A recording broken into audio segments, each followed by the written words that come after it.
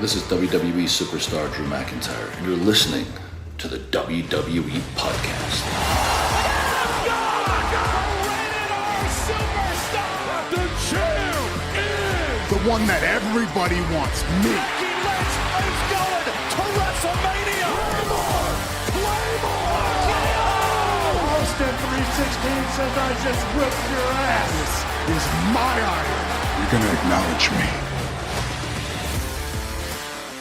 Welcome to the Monday Night Raw review here on the WWE Podcast. It is Tuesday, May 14th, 2024. We're going to get into Monday Night Raw.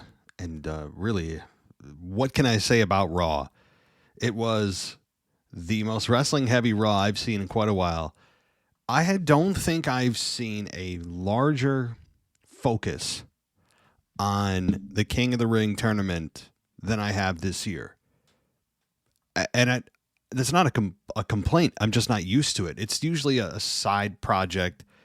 It's this other thing going on, but pay attention to the main story. This King of the Ring thing's going on, or Queen of the Ring now. But my God, and maybe it's because I saw the Hulu version of Raw, and now I know what happened beyond Hulu, but I watched the Hulu version like many of you do, and if you did, I mean, I don't think we're used to this much wrestling on a wrestling show. Usually it's a lot of talking. You know, like 20 minutes of talking to set up a 5-minute match. You do backstage segments, you get through recaps and interviews and all that. This felt like one after the other, and they had a lot of matches to get through. So understandably, this was a wrestling heavy show. They have a lot to get through. There was some live event consequential matches, which is not something you see very often. And now we're down to the quarterfinals, semifinals. And then next week we have a big matchup between Gunther and Jey Uso, and that'll determine who's in the finals. And when you look on the other side of the bracket, we'll get a lot of answers this coming Friday on SmackDown. It could come down to Gunther. It could come down to Jey Uso in the finals. We also have Tama Tonga still in it. We have LA Knight still in it. I mean, there could be maybe a Gunther LA Knight showdown. That's very possible. LA Knight and Jey Uso. I mean, Tama Tonga and Jey. I mean, there's Tama Tonga and Jey Uso. How about that for a final? There's a lot of interesting men left in the bracket, and for the women, there's still some out there as well. There's, we can look at the bracket as we get deeper into Raw and talk about the winners and losers of each match. But here's the question that I have: is what is this all going to mean? They've done a lot of promotion, and credit to them. And you know what? They've even done promotional video packages for the matches of the actual tournament. And I don't know if you guys caught that. It's another production change from the Kevin Dunn, Vince McMahon era to a more sports-based, reality-based coverage of pro wrestling. They have reviews of each match, even the matches you don't think that they would even cover. They make you feel like it matters for the match you're about to see. It's just little things like that where fans are conditioned to usually look at a match and go, who cares? And a video package can get you excited pretty quickly. The magic of video editing is, can't be understated. So I appreciate that. And again, but what is this all going to mean? Whoever the respective winners are, the men and the women's side, what is this all going to mean ultimately? Is it ultimately going to mean that the prospective winners are going to act like court jesters for the next 12 weeks? Do we get court jesters again that we get every single time? I would hope not. And you know what else I would like to see changed up a bit? A baby face to win once in a while. I understand, just like Money in the Bank, that this is a heel prize to win. Because with King of the Ring, and Queen of the Ring now, we don't call it Queen's Crown, thank God. It is a very much it's something you put on your resume that you can brag about, but there's no real accomplishment here outside of you get to wear a crown and play pretend for a while. So if there's some kind of ultimate prize, some kind of ultimate destination that the WWE wants the man and the woman who win the tournament to get to, then I'm all for it. if this is just some tournament to crown a winner for both sexes, but there's no ultimate goal, I'm off board. We'll see. We'll see what Paul Levesque comes up with and what ultimately this is going to mean. So in the meantime, though, this is a lot of wrestling, as I've said, and we're going to get into the matches in just a minute, but I want to welcome a brand new patron who just joined, actually, as I'm recording this, and this is Mike Lowry. Welcome to the Patreon side of things. Welcome to the ad-free side of things. I hope you enjoy it. We're going to be doing a lot more stuff in the near future, more video. Okay, I know haven't done a ton of that video stuff. We're going to get back into that a little bit more because it's been lacking, especially for those on the upper tiers. So join us on patreon.com/WWE podcast for all of your ad-free needs, or Apple. Apple does offer a 7-day free trial as well as Patreon, but you don't have to leave the Apple Podcast app. You can subscribe there for free for 7 days, and then if you like us, stick with us, and you can get everything ad-free. Or they offer a year for 2 months for free. So if you go with the yearly option, there's that option does allow you to pay for a year's worth of audio, but you get, well, you pay for 10 months, but get 12 months, if that makes sense. All right. Let's get to a little bit more of Monday Night Raw, into the detail here, into the nitty gritty. And we did have Monday Night Raw open with the footage of Gunther and Kofi Kingston arriving separately. Again, this is in Greenville, South Carolina. I think they mentioned that once, but it's so funny when they're in a big city versus a small city. You know, they say it once, or maybe not at all. They just mention the state, not the city, or they're in the shadow of X city or whatever. But they did mention it here a little bit. I think Drew did, but they're doing a lot of the footage of the stars arriving to the arena. And I generally enjoy it. I think it's something that was never done before, at least not on a consistent basis. And you know what it does? It humanizes all of the wrestlers. Because if you go to wrestling events, even if you just watch them from home every week, it's almost as if they just magically appear. You know, like, you don't think about the travel. You don't think about them arriving. I mean, who the hell thinks about them walking into the building every week? You know, that little thing, it humanizes the experience. For me, I like it. You know, I don't need to see people's dogs, you know what I'm referencing, come to the arena, right? Or, you know, I think Jey Uso brought his kid this week, which was kind of cool. But generally, I think it's something that it feels like you're seeing footage that you shouldn't see, that it's like exclusive, that they arrived to the arena. Because, like, who's filming them arriving to the arena purposefully, you know? I like it. So I don't need to see everyone arrive to the arena, but those that they have a plan for that night, it may be a good idea. And I like this here. So we got, let's see, McIntyre coming to the ring, and there were Punk chants, and he said that maybe if they were in Atlanta or Charlotte, that only Punk makes the big towns, and he won't show up in Greenville, which is, I mean, there is some truth to that. McIntyre brought up the line about the greatest trick the devil played was convincing the world he doesn't exist. McIntyre said Punk looks like a drug addict, even though he's never done drugs, and that if you're a CM Punk fan, then you're stupid. That was good. I mean, even though it's elementary insults, it still works with Drew. The best part of his character, as I continue to say, is he is the hero of his own story. Is just continuing to be brilliant. And he goes on to talk about accusing Adam Pearce of giving Punk inside scoops regarding his schedule. And McIntyre said he'll get his hands on Punk, and then Punk will beg him to tear his tricep. Until then, McIntyre said he wouldn't waste his time on a guy that won't be cleared for 20 years, and said his target is the World Heavyweight Championship and that, quote, paper champion Damien Priest. And then Damien Priest comes out and by himself. And he said that McIntyre had serious issues, and that, McIntyre said Priest deserves all the success in the world. He just doesn't deserve to be world champion. And McIntyre said it's a case of the title making the man. And McIntyre labeled it the Raw title and said it needs him in its infancy. And Priest called McIntyre delusional, and he said he blames everyone else for his failures. And Priest told him to find a mirror and blame that guy. And then Priest said McIntyre just had to grab his wife's hand after winning the title and go enjoy his moment, but he saw Punk and made him more important than himself, the championship, and his wife. And then Priest mocked McIntyre for getting his ass whooped by a one-armed man. And Priest said McIntyre could call him a paper champion all he wants, but he'll eat those words once he's finished with him. You know, this did not come off heelish to me with Priest. Priest feels very much like he's making a subtle turn of sorts towards babyface. He doesn't ask for a lot of help.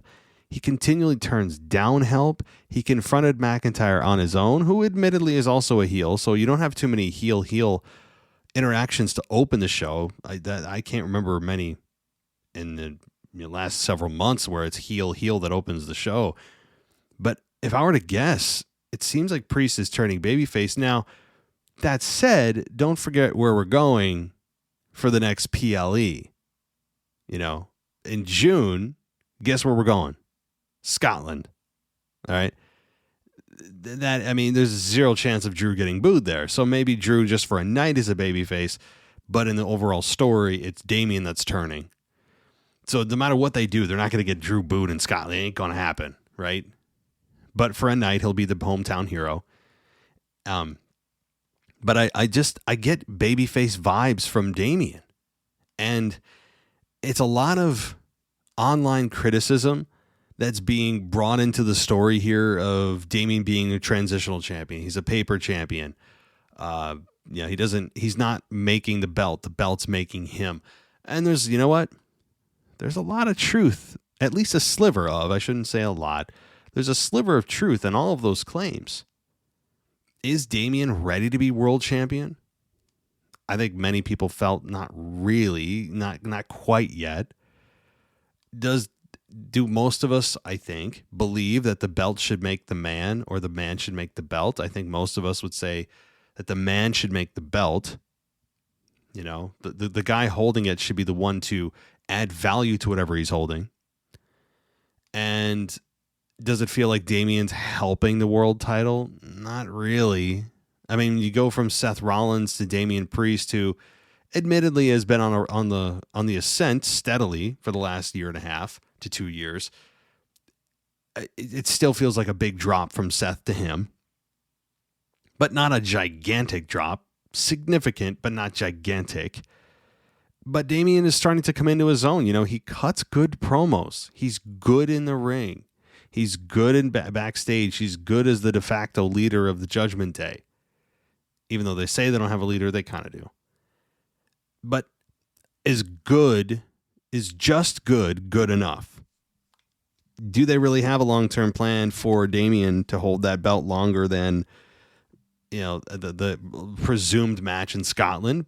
I don't know. I would think probably, because I think you're going to have Punk screw Drew in Scotland, because you can't have, and here's the thing. Here's what's going to get interesting. It's in Scotland. So no matter what, Drew could murder someone on the air. I mean, he could literally kill someone's grandma on the air. Live, in person. Just grab some old lady and just, choke her out in the ring. I know I'm getting a little bit extreme and dramatic, but there's nothing they can do to get the crowd to boo Drew in Scotland, right? We've established that. So if you have Punk screw Drew McIntyre over again in his presumed match in Scotland in June, then you're going to have CM Punk booed in Scotland. I mean, so if they can take that for a night, then fine. But maybe they have Punk avoid Drew at all costs in that arena, so they don't even have an option of getting Punk booed. It's just something I've been thinking about with Scotland looming and Drew in the on a great heel run. Going to Scotland and turning babyface for a night may not be the worst thing. But does WWE care enough on a PLE stage to reverse the roles of Punk getting booed for a night while McIntyre gets cheered? Damien gets booed, which he's been getting booed anyway. So there could be a little bit of a reversal of roles in that respect. We'll have to see how it all plays out, but I don't even know if it's going to take till June for Punk to get cleared. It could. It seems like he is maybe that. Maybe it's already halfway through May. I thought it was, for some reason, I thought it was like April or something. No, so, maybe it is. Maybe that's how they do it. But all right. We then get Io Sky versus Shayna Baszler in a Queen of the Ring quarterfinal match. This was a pleasure, and bringing back the rivalry between Baszler and Io Sky was a nice reminder, especially for those that weren't aware or forgot, like myself. And you didn't just remember how good Shayna Baszler is, but you really looked at Io Sky and said, "Hey, where the hell was this during her 6 to 8, 9 month run when she was invisible on SmackDown? Where the hell was this?" To me, and I said this on the WrestleMania review a little over a month, 5-6 weeks ago. Io Sky had her best night as champion the night she lost it. She had one of the best matches of WrestleMania with her and Bayley. It was awesome, to pun a overused chant. And it was, though. And I'm like sitting there going, really? You waited until her last night as champion to show us what she can do here? And I'm sure Io, if you gave her truth serum, would be like, yeah, see, I mean, that's been in the tank the whole time. They just never let me get it out. And Io Sky here with Shayna Baszler did a nice job. With the right person winning. I know that a lot of people thought this could be the rebirth of Shayna Baszler. And it ended up not being that, but you know what? I want to say just Queen of the Ring, but title's not on the line here. It's more of a bragging right type of prize at the end of this. But they had a nice match, physical. Io Sky's over the moonsault is beautiful to watch, and I just generally really like this. And I put out a tweet on X. Again, do they still call it tweets on X, or is it a post on X? I put on X that can we all remember how effing good Io Sky is? Because she is really good. And I could see, and you're starting to hear the crowd a bit start to turn in favor of Io. I don't believe, was Damage Control out there? I don't think they were. If they were minimal in the matchup.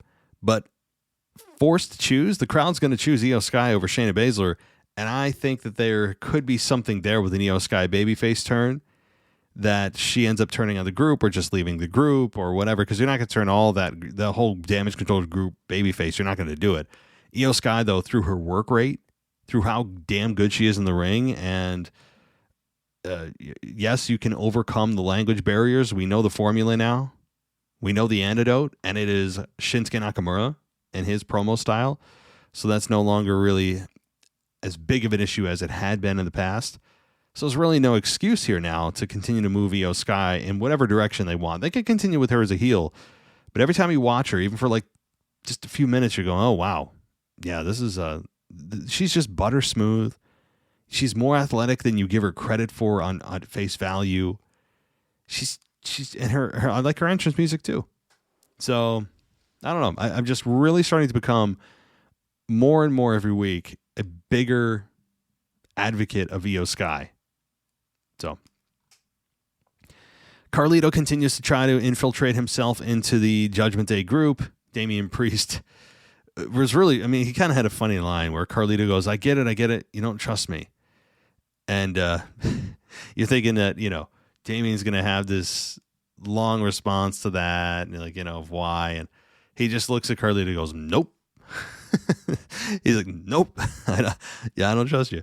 It was funny. Damien Priest is becoming more likable, and I don't know if that's by design or not. As I've said in the open with Drew McIntyre, I don't know if it's by design, but I'm getting more babyface vibes from him. And Carlito trying to infiltrate the group with the old logic of you scratch my back, I'll scratch yours, is starting to, while we had Damien initially say no, things that happen later in the show is starting to, I think, change his mind a bit. And we'll see I don't know what the ultimate thing is for Carlito, what the ultimate goal is for Carlito.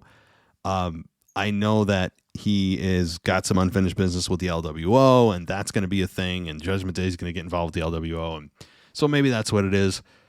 But at least Carlito is there, and he's doing something much more significant than he had since his re-debut. He even lost his mustache and gave it to Dom. So Dom stole his mustache, and I don't know when he's going to get it back. So there is that. So, alrighty, we let's see, get more video packages of the King of the Ring opening round matches that set up Kofi versus Gunther, and we then have let's see, Gunther versus Kofi Kingston in a King of the Ring quarterfinal. Some nice promo for this, a nice kind of small build to this, and this match even over-delivered. I think it was 14 minutes, just under 14 minutes. And there were some nice moves, or a nice false finishes in here with Trouble in Paradise, the near count out of both men. Eventually, Gunther hit a power bomb and made him submit to a Boston Crab. So I like that Gunther is starting to expand his finishing arsenal. That it's not just the power bomb, which I also really enjoy as a finish that's been brought back as a finish. But the Boston Crab that has forever been used as a submission move that no one's ever going to really tap out to. And yes, there's been variations like the Lion Tamer, right, with Chris Jericho, that have been used more as a submission finish. But I like the Boston Crab. I mean, just old school. Here's what I like about Gunther. His moves, the moves he uses as finishes, are a lot of what the men and women use as just part of the match, right? It's just part of the match, and Gunther uses it as a finish. He's old school, basic. Boston Crab, basic maneuver. Powerbomb, basic maneuver. Both of them being used as finishing maneuvers. It just fits his character perfectly, and I like how Kofi tapped here, not because I hate the Kofi character, perhaps on the same level as the babyface character of Cody Rhodes, which always brings a tear of joy to my eye to see either of those men lose. I think that, again, having him tap is a different type of defeat or victory, depending on which side you're looking at, because it's more definitive to me. Having someone voluntarily quit, which is what you're doing, is more definitive and more humiliating than just being knocked out for a 1-2-3, I think. So, again, Gunther now is going to be facing the winner, and we all know who it is now, but Dragunov versus Jay in next week's semifinal match. That we all know who won there, but we'll get to that in a minute. All right. We got... Let's see. Moving on. There's a lot of filler, guys. I'm reading through a complete rundown of Raw, and I don't want to go through every little backstage segment with Adam Pearce and the tag team title situation. And it's going to be a fatal 4-way. I go, okay. I'm not going to go through every little thing, just so you know. But Bronson Reed versus Akira Tozawa. This is embarrassingly quick, as expected, with Bronson Reed beating Akira Tozawa in 1 minute and 15 seconds. We got, I know there was hang on, I saw it in the description here and I somehow missed it. Oh, the Chad Gable speaking with Maxine, Otis, and Akira Tozawa backstage. Gable said Dupree blew her opportunity and embarrassed Alpha Academy. Gable announced that Otis would face Sami Zayn. He said he didn't want wouldn't want funny man Otis because he needed him to soften up Zayn for his IC title match. And Gable told Tozawa he would face Bronson Reed and warned him not to blow it or do his dance. So, okay, admittedly, I didn't see this, but I can picture it in my mind. I appreciate that they're continuing with this. Maybe there's more of a payoff coming. There wasn't, ever since Chad went heel and berated his team, and then also asked for their allegiance, which was just a perfect SOB thing to do. And you're thinking, oh, here we go. They're going to make this a big thing on Raw every week. And now it's just been kind of pushed to the backstage, quick mention, small push forward for the Alpha Academy. And it's not a forgotten story. I just was hoping at this point things would have been a little bit more pushed, a little bit more ahead than it is now. But they still got time. And it all comes down to when do they want to turn Otis? Because I think Otis is going to turn on Gable at some point. Maxine is certainly going to turn on him, slap him, probably kick him in the nuts. But Akira Tozawa is going to get beat down next week. And then he's going to probably ask Otis to do something he doesn't want to do. Otis is going to hesitate while maybe Chad Gable berates him and forces him to do it, that kind of thing. So, alrighty. After the Akira Tozawa match, we got more. I think at some point, I forget what match it was. It might have been a women's match. Another QR code. I'm not following them. I know a lot of you are. I didn't. So you can continue to just let me know what those QR codes say. Probably some creepy stuff. Very Bray Wyatt-ish. It has to be the re-debut of Bo Dallas in some form or fashion.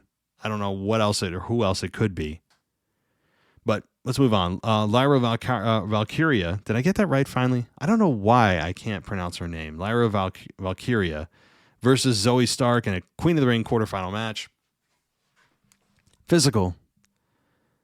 Was this predictable? Not really. I mean, you could see both of these women winning. Zoe Starks was, at one point you were thinking, oh my, she's going to be a big star. She's with Trish Stratus. Then she kind of disappears for a while and doesn't talk. Gets no mic time, little in-ring time. You're thinking, oh boy. And then she has a couple of good matches. And you're like, all right, here we go. And then they pull the rug out from underneath her again because Valkyria is the one to get the victory here in 9 minutes after hitting the Nightwing and getting the victory. So we then had Jackie Redmond come in the ring and spoke of Valkyria, who asked if Redmond wanted to know why she's so confident. Valkyria then spoke in Gaelic and then said everyone would find out what that means. She said she's a former NXT Women's Champion and she only travels as the crow flies straight to the top. The match was fine. I don't know what the hell any of this means for Valkyria. I'm never a proponent of speaking in another language to your audience that is a mainly English-speaking audience. Obviously, there are portions of this audience, even those of you that listen to the show, that are bilingual or maybe even more. That I know what you're talking about. I know more than English. I know Spanish. I know French. I know German. That's all great, but the facts are the facts. I mean, the majority of your audience is English, and whenever you have a wrestler speak in a different tongue, especially Gaelic, I couldn't even tell you one word from that language. So, anyway, so moving on. But going to the IC champion, Sami Zayn versus Otis in a non-title match. We got Sami Zayn beating Otis in 2 minutes. And this was a pretty, again, quick match, as I said, but we got Otis going for the worm, and Gable climbed into the ring apron and told him not to do it. And then Otis hit the move anyway, and Gable then barked at Otis to perform his finish. Otis went for it. Zayn moved, hit the hoover kick, and got the victory. After the match, Gable yelled at Otis, shoved the side of his head, and Zayn returned to the ring and gave Gable an exploder suplex, and then Zayn set up for his finish, but Gable avoided it, which I like. And then Otis tried to drag Gable away, and Gable stopped him. Gable told Otis that it was his fault and then slapped him. Oh, I love this. As I said, it's continuing to see how far you can push the big man before he turns. And again, I'm telling you, next week he's probably going to tell Otis to destroy Akira Tozawa for his loss and bark orders at him, and we'll see how far he can get pushed. Okay, we then had Braun Strowman wish that the Creed brothers wish them luck. Ivan Niles stood by, and then J.D. McDonough showed up and told Strowman to consider himself warned about sticking his nose in the Judgment Day's business, and then Strowman laughed. So I honestly, and I'm not even kidding you, I forgot that Strowman even returned. I wasn't on Raw going, Oh, that's right. I didn't even think about it. It didn't even cross my mind. And again, nothing against the big man, who is, again, I will sing his praises when it comes to his ability and what he should and shouldn't be able to do. He's got a great look, all of it. But his character is not engaging. It's very one-dimensional. Just is. Sorry, Braun. It just is. Now, you've been able to make a great living on that one dimension of being a big monster and doing choo-choo train noises around the ring. And that's all fine and well. But while you're playing Thomas the Tank Engine, the rest of us are going, is there more to this character? Is there more? We'll find out. But right now, he's just backstage wishing everybody good luck. I think he did it to Ricochet last week. And now he's getting paid to just wish people luck backstage. I mean, I'm sure they have bigger plans, obviously, with the Judgment Day, but right now, Braun Strowman, I didn't even think about him. I don't think he was even in my subconscious at all. Like, he wasn't even in my subconscious. That's how uninterested I am at the moment, subject to change, of course, with Braun Strowman. Okay. We got the Women's World Champion, Becky Lynch versus Dakota Kai.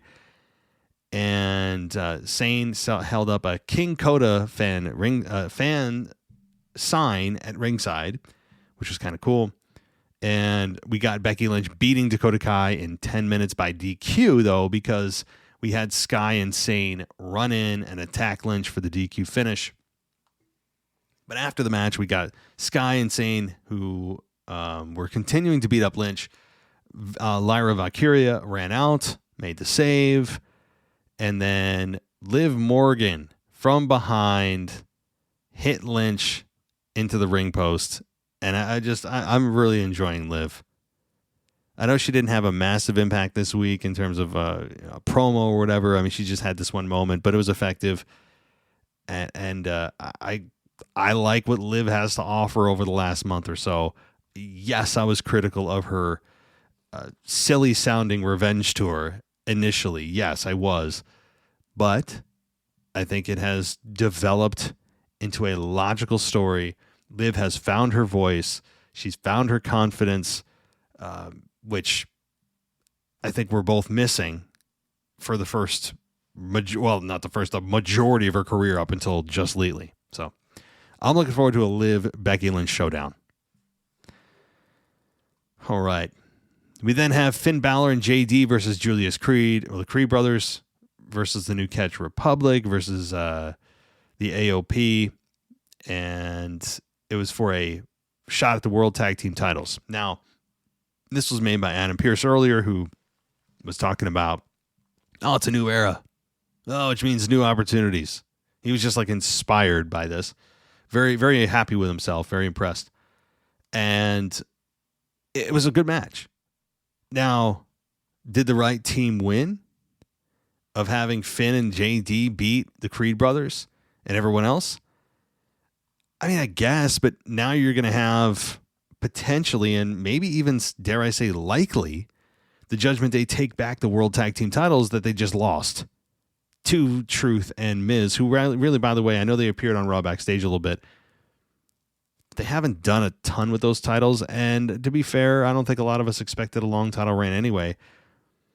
So, I mean, I guess putting it back on the Judgment Day wouldn't be the worst thing, but at some point, you're going to have to bring in some new blood into the World Tag Team title match and title scene, meaning if you're going to transfer the belts, to me, who I'd make champion, Creed brothers, man. I really would. Now, I would do a little more character development before that, but the crowd is behind them. The crowd sees the ability of these two men who are just pure athletes, and they respect that. And they put on a hell of a show. They're no nonsense. They're simple. They're trunks. They're ring attire. It's all simple. It's not flashy. They're very basic. But the crowd is connecting with them. And I think if they do a little bit of groundwork with personality pre-taped promos. If they're not good at promos, you could do those, again, video packages. I mean, there's a lot you can do. Even a brief in-ring promo, live one if they dare. But they need a little bit of that, and that's how I would do it. But clearly they have other plans. I still don't understand how just by the mere number of people in a match somehow dictates whether it's disqualification or not. Still makes absolutely no sense to me. Oh, it's triple threat. Oh, there's 3 people, not 2. Oh, well, there's no rules. Wait a minute. It's a tag team match, but you're saying there's more than one team? Oh, no rules. I mean, it's insane. It's insane. Now, you guys know I had to complain about something. Well, here it is. It's a complaint I've had forever if you've listened to the show for any length of time. Now, someone might say, well, they do that because how is it fair to the team that wasn't involved to lose the match if someone interferes? Well, here's what you do. Here's what you do. Okay? Someone interferes. You have a couple options. All right? You could restart the match and ban that person from the arena. You could have if someone was shown behind an attack, that team is now gone from the match, right? You could take that team out of the match if they are the reason why they're, it doesn't even have to be a third party. You could have weapons be used, right? The team that is using the weapons gets disqualified. They're out of the match. Now it's just a one-on-one. You know what I'm saying? Like, there's ways to get around it, and they just refuse it. And it's silly to go, oh, it depends on how many people are involved. If there's more people, there's less rules. I don't get it. All right. We have next week's Raw being hyped. So here's next week's Raw in a nutshell before we get to the main event. Sammy versus Chad Gable in a non-title match. Lyra Valkyria versus Io Sky in a Queen of the Ring semifinal match. Gunther versus Jey Uso in a King of the Ring semifinal match. So some big matchups next week. Sounds like we're going to get more of the same with a lot more wrestling. No complaints here. And then we get Jey Uso coming out for the main event. And it was a 13-minute main event with Jey Uso beating Dragunov to advance to the semifinals. And this match did, like I think one or two others, get a "This is awesome" chant. Dragunov clearly has it. Now, there are many people that are not happy with this decision, given Dragunov just came up. He was on a bit of a mini winning streak. You wanted to get some momentum. I would say even in a loss here, here's where I would argue against wins and losses having meaning. When you just come up from NXT, it is not expected you're going to shoot to the main event and become champion and beat everyone on the roster. Therefore, if you go to the main event and you lose, the fact that you were in the main event at all, I think, speaks volumes to where WWE views you in the future. So yeah, he lost the match, but you know what people are going to remember? They're going to remember that Dragunov was in the main event of Raw, and remember this is how good he is in the ring, because I think he really is that good. And Jey Uso, to his credit, did a nice job as well, as he always does. Again, the super kicks are horrendous at this point. I would ban them from Jey Uso's arsenal. But he hit a spear and hit his splash. I like that. Jey Uso has really done a nice job of mimicking Roman Reigns' spear. A lot of intensity. It's like a mid-air collision. It's not like a Goldberg collision. It's a nice, just athletic spear. Like, just well done. And then the splash to get the victory. And Jey Uso advances. Now it's Jey Uso versus Gunther. We'll have to see how the rest of the bracket plays out on Friday before we can figure out, well, Jey will probably win. Well, I don't know, Gunther, right? So we'll see who advances on Friday to get more of an idea of who is likely to lean the victor on Raw next week. So, again, very good wrestling. A lot of wrestling. If you're used to the the pomp and circumstance, the promos, the backstage bits, the skits. This was probably not the show for you. Now, we got some of that. We did get a little bit of that. But the majority of the show was, you guessed it, professional wrestling, dare I say. And I think this was a nice focus on the King of the Ring, Queen of the Ring. And can anybody, honestly, tell me the last time WWE took the tournaments this serious? Even just, I know the Queen of the Ring has, actually, this may be the very first Queen of the Ring. I understand there was a Queen's Crown, but they didn't call it Queen of the Ring. I think this is the very first one in this current format. But tell me the last time they took the King of the Ring tournament this seriously. Now, they always bring up the winners of the past, Triple H, right? You got Stone Cold Steve Austin. They got to bring that one up every time, that Austin 316 was born a King of the Ring. We know this, right? In 1996. Which nearly is 30 years ago. How is it even possible? Right? Like in 2 years, it would have been 30 years since Austin 316 was born. How? Time is a thief. So like, okay, 28 years. It's mind-blowing. It's mind-blowing that it's been that long since Austin 316 was born. Just crazy. Oh, boy. All right. Well, I hope you guys enjoyed the show. Seems like it's a little bit shorter than normal. Maybe not. It's usually 40-ish minutes is how I roll. And hopefully if you're listening to my show and you're at work, well, get back to work. Make sure your boss ain't watching you, right? You don't want to be driving a forklift listening to me. I don't want to be responsible for any, OSHA violations or workers' comp issues. So make sure you're paying attention. I know a lot of you somehow, for some reason, do listen to me at work, and I help your day go by faster, and that's a good thing. And tomorrow is the mailbag, so if you want to contribute, send in your emails and your voicemails to us. The email is not real, that's my old email, is mailbag@wwepodcast.com, or you can call us. That number's in the mailbag notes of every single Wednesday-ish drop. So every time you see a mailbag, the notes are where you can find the number to call and leave a voicemail if you're interested. Can't promise we'll get to it. The volume lately has been pretty damn high. To be able to just get it into one episode is difficult, but we'll give it our best shot and see if what tomorrow brings.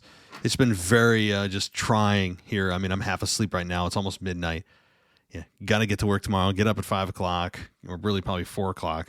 So sleep's at a minimum, but hey, I hope everyone else is enjoying their morning or day or night, and we will talk tomorrow. Take care.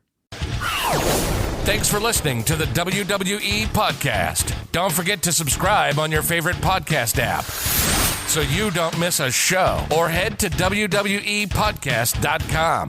And for all of these shows ad-free, head over to patreon.com/WWE Podcast. Until then, we'll see you next time.